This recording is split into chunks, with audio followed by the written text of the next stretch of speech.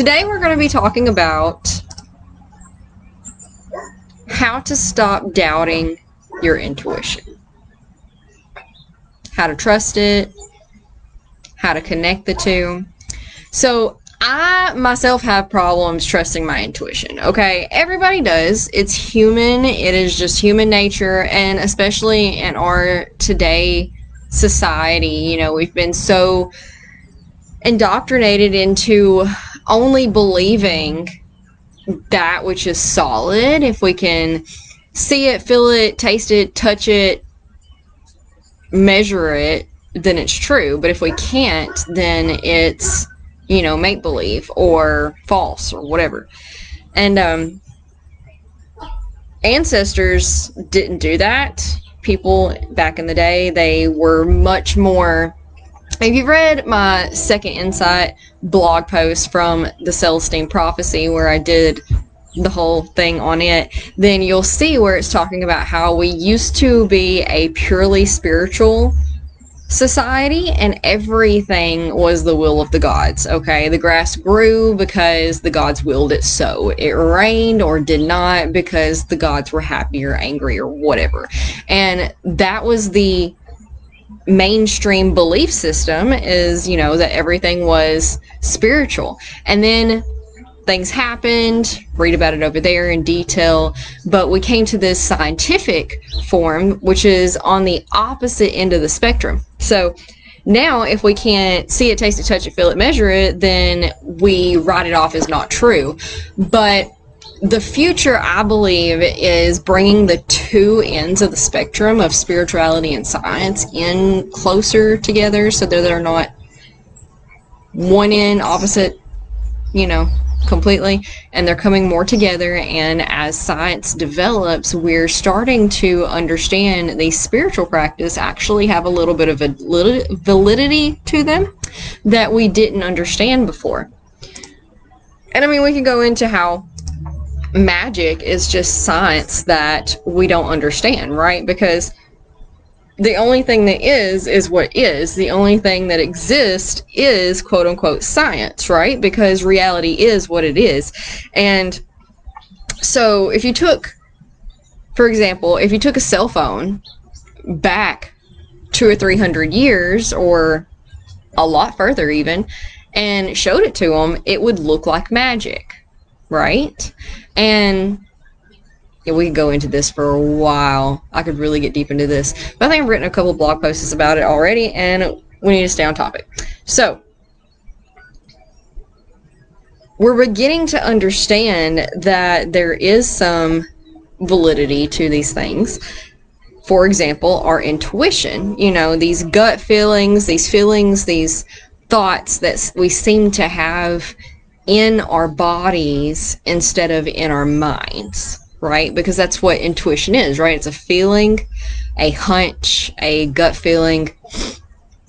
And we've discovered that we actually have 40,000 neurons in the heart, and the small intestine alone is estimated to had up to 100 million, okay, neurons in our heart and our gut.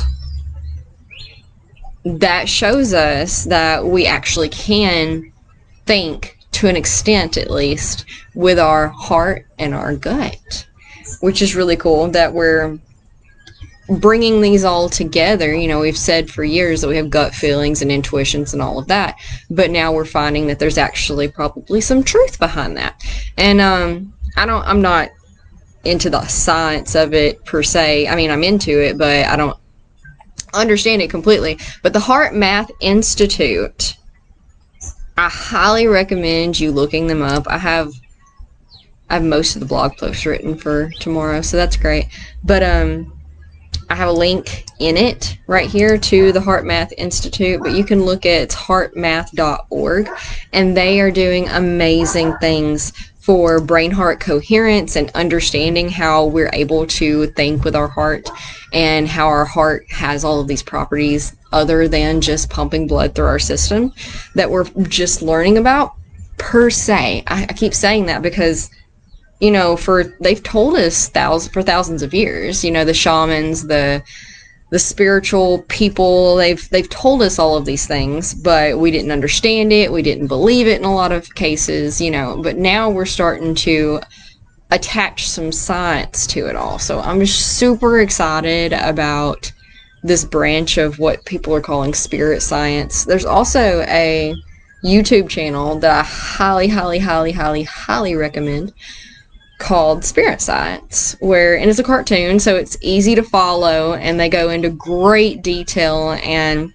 facts and back up their sources and are very practical. I try to be very practical in the sense of like, hey, here's what I found out. This is what I don't understand about it, but you know, we're all human, and I feel like it's good to be honest and upfront and forward on these things, because nobody knows everything about everything, and those that pretend that they do, I don't particularly trust myself, because you know, we're all out here just doing the best that we can, and so, but Spirit Science is like this too, the YouTube channel.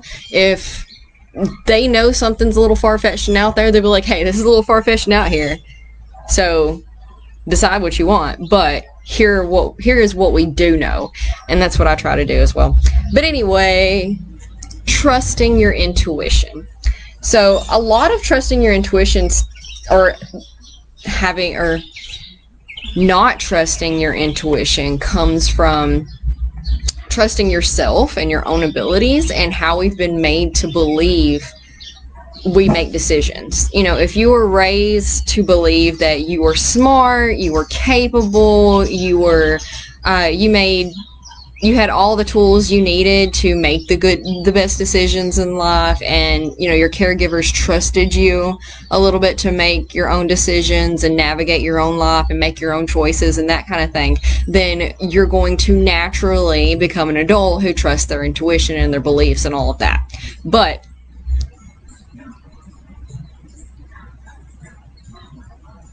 I have to sneeze. Okay. But if you were a child who your caregivers always made your decisions for you, or you were made to believe that you couldn't make your own decisions, or you couldn't be trusted, or whatever, then you're naturally going to grow up to be an adult who doubts everything that you think, everything that you decide, all of that. So first of all, you really need to take a step back and look at that and see. So the trash is running and it's really loud. Is it loud to y'all? I just want to sit outside and enjoy my life. All these noises, the dogs barking and the trash running, and my neighbor, bless him, he has his radio on full blast 24/7, and usually it's fine, but when I'm doing videos and stuff, like I tried to see if I could connect to it to Bluetooth earlier, but it's probably really old radio, so I couldn't pick anything up. I was going to turn it down. Anyway, so take a step back and look at, you know, how did you grow up? Were you trusted? Were you encouraged to make your own decisions? Were you, you know, supported in all of that and made to feel like you were capable? Or were you kind of, I don't want to say controlled, but did your caregivers take control of your life for you? Did they make your decisions for you? Did they make your choices for you? Did they make you feel like the choices you made were bad? That kind of thing. So you can kind of see where that's stemming from. So if you have that false belief that you're incapable of making good decisions, then that's going to make you doubt your intuition. So if you can find the root of that, then it makes it easier to pluck it out and replace it with something better. Like, man, they thought I couldn't make good decisions. They thought I couldn't handle my life. But you know what? I think I can. I think I can make just fine decisions. Because, I mean, honestly, the only people in life that know what they're doing? Or, well, no one knows what they're doing, okay? No one. No one on this planet knows exactly what they're doing and has everything together and has everything in precise order for perfection, and it doesn't exist. The only people out there are the ones that look like they have everything together, okay? We're all the same. It's the people who are good at putting on a show and acting like they have everything together, and then the ones who are not, okay? And I mean, yeah, there's different variations of that, but all in all, that's what it comes down to. That's what it stems from. Like, we're all just out here doing the best that we can. I absolutely never feel like I have everything together, but then, you know, you should not compare yourself to others. You should not compare yourself to others. You should not compare yourself to others ever, ever, ever. But my perfectionism has, which is not a good thing, okay, has led me to maybe have things a little bit more together than other people from what I'm noticing, especially in my life. But even I do not have everything together, and I feel lost a lot. But we're out here just doing the best we can and thinking about things like this and our intuition and how we can do things a little bit better. So finding where it stems from, collecting that and piecing that apart and together and putting something better in there, I think I can, is step one.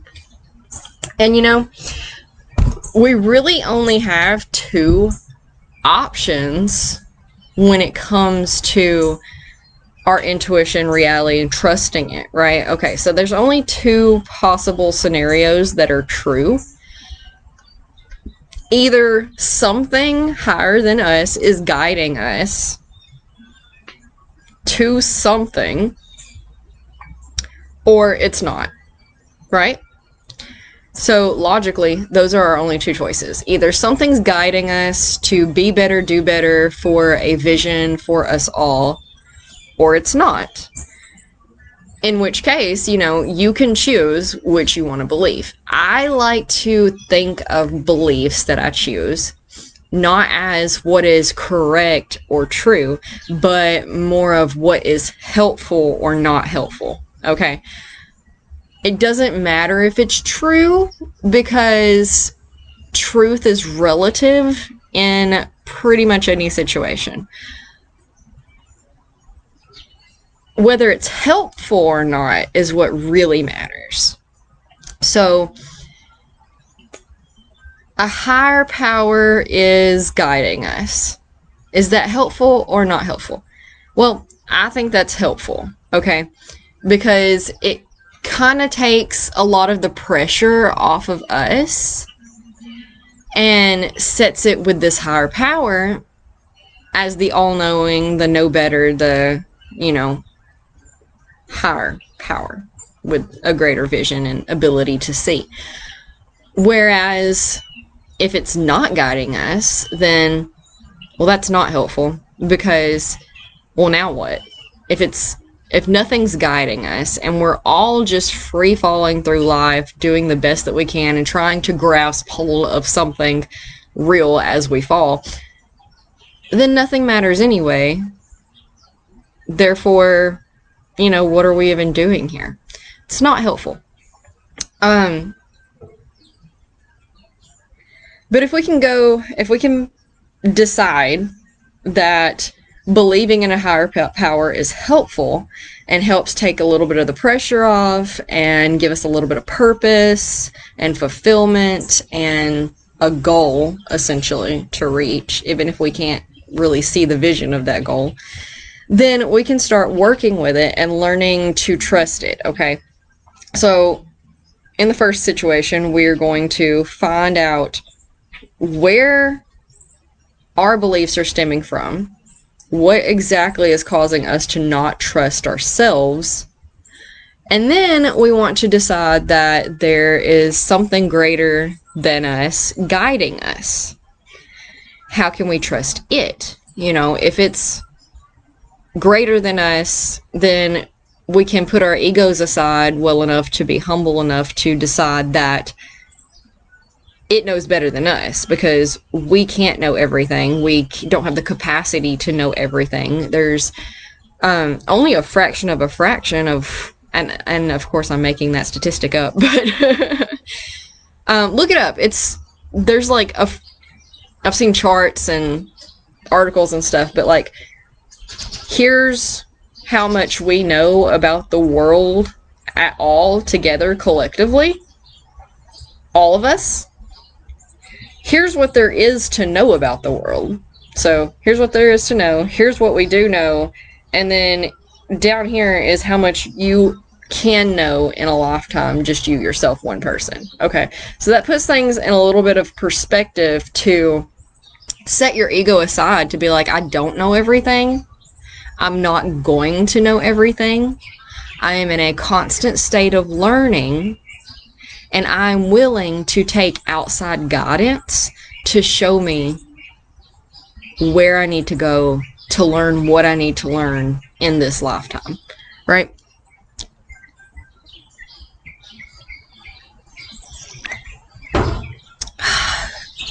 And you can also set rules for this, because if we believe on all this, then we can believe that this higher power is communicating with us in some form or fashion, right?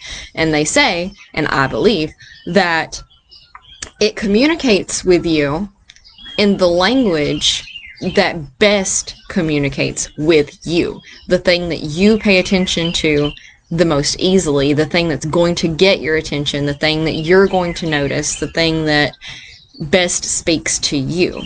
So this can come in a multitude of ways. The universe, our guides, God, whatever you want to call it, is always trying to communicate with us in the form of animals, people with a message that are coming into our lives. Even the Facebook ads that you see as you scroll, the billboards that you drive by, everything.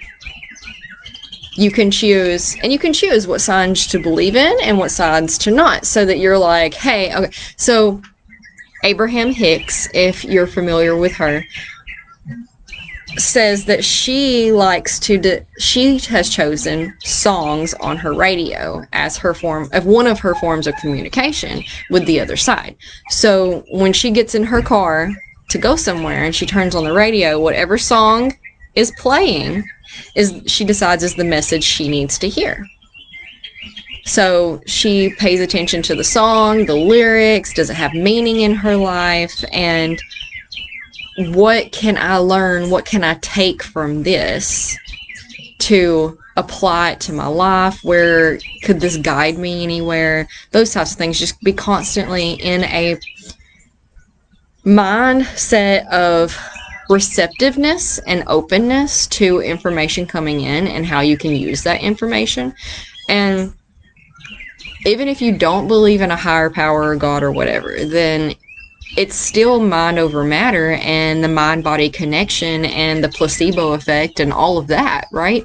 If you hear a song and you choose to find meaning in that song to guide you, then allow that. Trust that.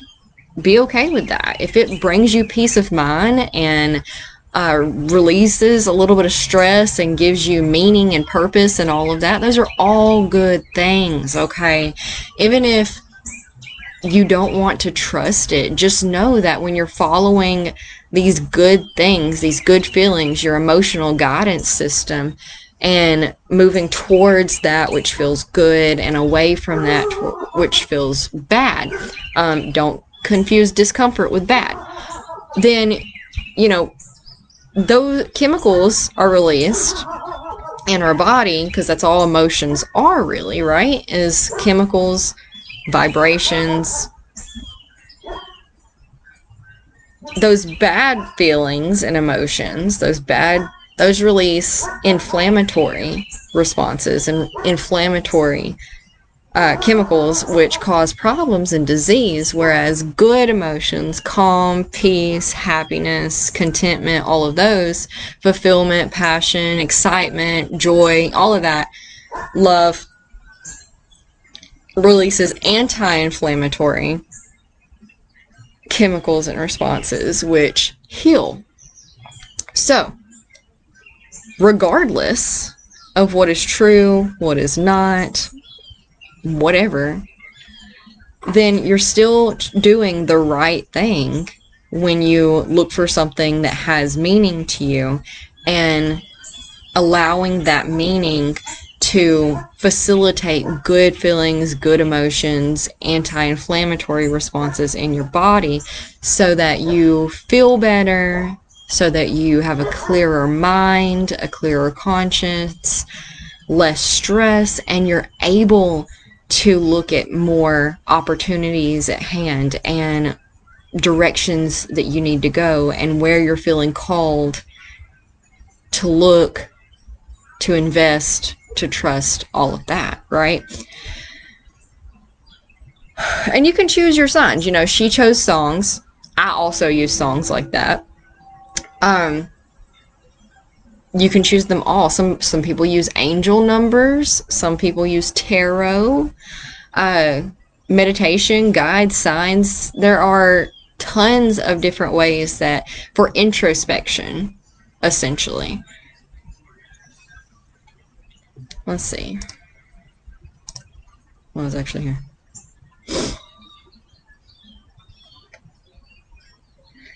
So, we don't get to know the plan for our life and where it's going to take us and what it's going to look like.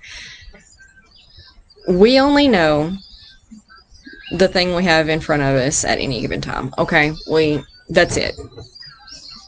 That's it. The past doesn't matter, except for like the lessons we learn. We need to carry those to allow our present self to be better, to grow, to be better than our past self, right? So that's the only thing that matters. And moving forward, we're not promised anything. We don't know. We have no idea what the future holds for us individually. We can guess. We can predict to an extent. Maybe some people can more.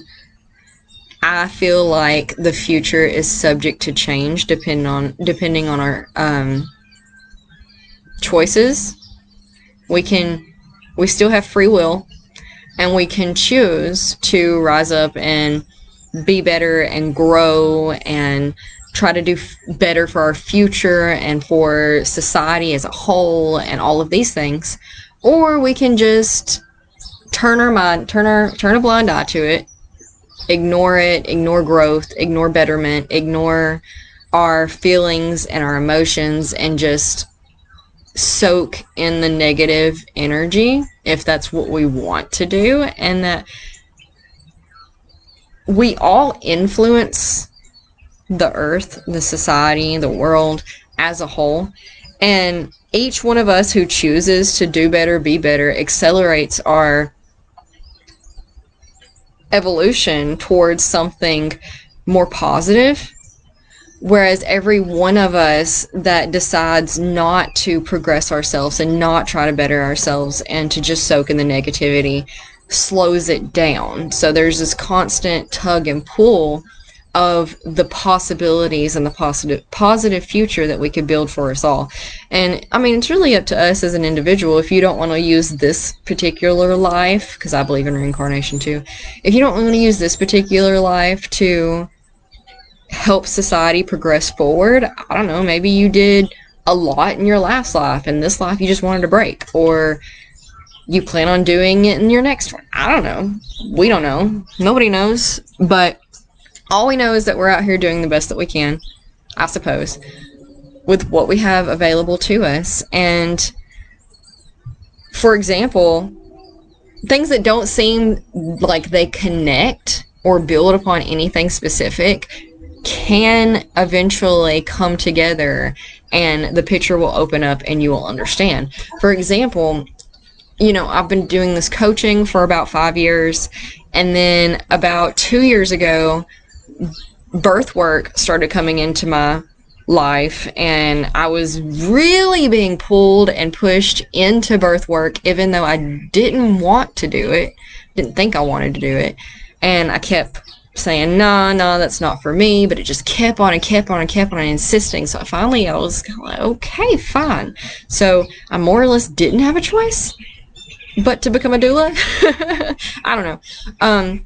But then also at the same time, yoga has always been a passion of mine, and I always wanted to get certified and become a yoga teacher. So I did that, and then meditation, I accidentally ended up getting my certification in that as well.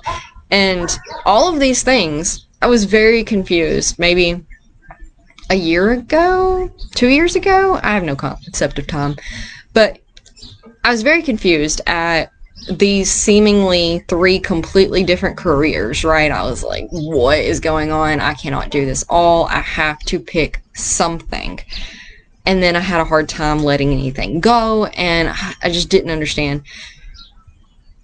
And now that I've been doing it all a while, I understand that they're all the same career. In all 3, I'm helping people navigate their emotions, to let go of negativity, stress, anxiety, and fear, and helping them to cultivate calm, peace, contentment, happiness, confidence. In all 3. That's all I'm doing in all 3. My coaching business, my yoga business, and my doula business.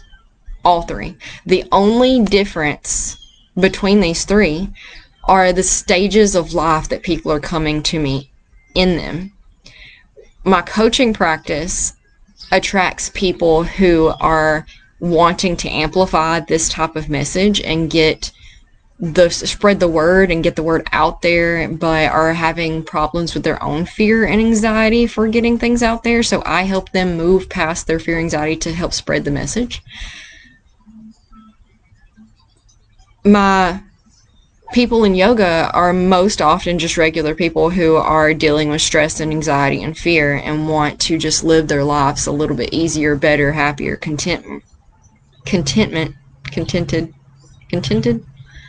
And then those that are coming to me for my birth doula business are parents who are going through a huge transition of bringing new life into this world, and they are having a lot of fear, anxiety, stress around that, and it's my job to help them find confidence in themselves, their bodies, and contentment, peace, and flow with that process. So I'm doing the same thing in all 3. It's just different people, different types of people that are coming to me. So a couple of years ago, I could not have begun to see that, okay? That didn't make any sense to me that I was doing all 3 of these things. What? But now that I've been doing them, I'm like, oh, okay. So I guess my purpose is to help people with their fear, anxiety, self-esteem, to find confidence, contentment, peace, all of that. So, we don't get to know the grand picture until it starts to unfold. All we can do is trust.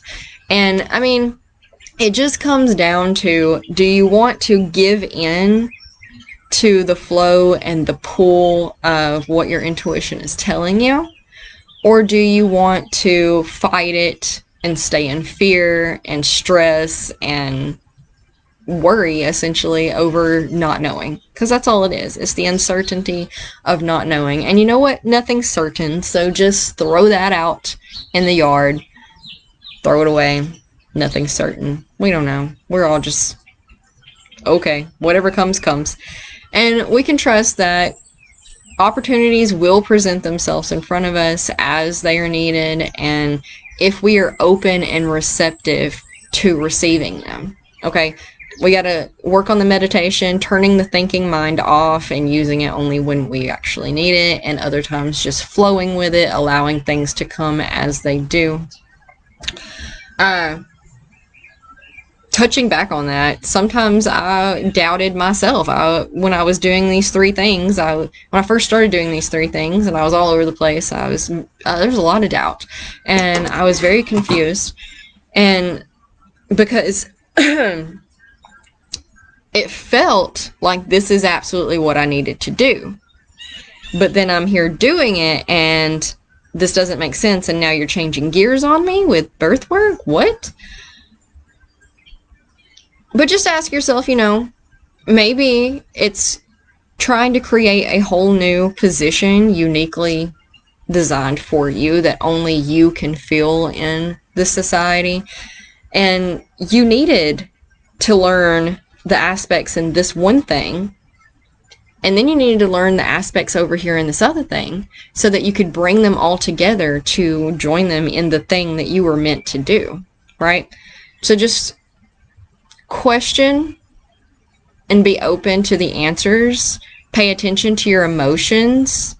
You'll feel, you can feel if things, yeah, that sounds right. That tracks. I can't decide why it tracks. I can't understand how it makes sense, but it just feels like it makes sense. Or is it, no, that definitely doesn't feel comfortable in a sense of where I should be and what I should be doing. That doesn't sound like it's for me. Okay. It's, they say either it's a hell yeah or it's a hell no. Okay. It doesn't have to be gray areas. If it's a hell yeah today, but feels like a doubt in a month, then just stick with it. Trust that, yeah, it was a hell yeah. And until you feel like every cell in your body is fighting against this and it is not working anymore, then try to ride it out. Try to differentiate discomfort from doubt, because they're 2 different things. Maybe some things are working, maybe they're not working, maybe they need to be reworked.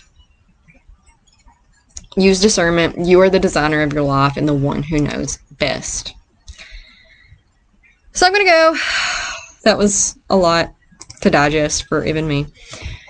It's going to be, all of this will be in the blog post, as well as the video, the replay. So if you didn't catch it, if you didn't catch notes and stuff, don't worry about it. It'll all be written down over there, more or less. And that's really all I have. If you're not in the Facebook group, join the Facebook group so you can catch these live. If you are in the Facebook group, great. Say hi, participate, conversate. Feel free to share anything you like in the group as long as it's valuable and serves a purpose. We're not trying to self-promote, really. I do offer some places to self-promote, so I'll always give you that opportunity. But we want to keep it just value-based as we can. So encouraging and motivating and anxiety, stress-related, emotion-related, all of that. So yeah, and if you haven't gotten your free call with me yet, sign up, do so. It's pitch free. I'm not going to try to sell you. I genuinely want to help. 30 minutes on the phone with me. We'll work through what we can, and either you get value from it, and if you want to consider coaching with me after that, then great. We can talk details then if you like. Or if you don't, then whatever. It's no harm, no foul. I'm here to help in any way I can. So let me know how I can, and I will talk to y'all next week. Hey, by the way, I'm thinking of changing. Tuesday mornings are not working for me anymore, so I'm thinking about changing these to Wednesday mornings. Let me know if you have thoughts on that. And until next week, namaste.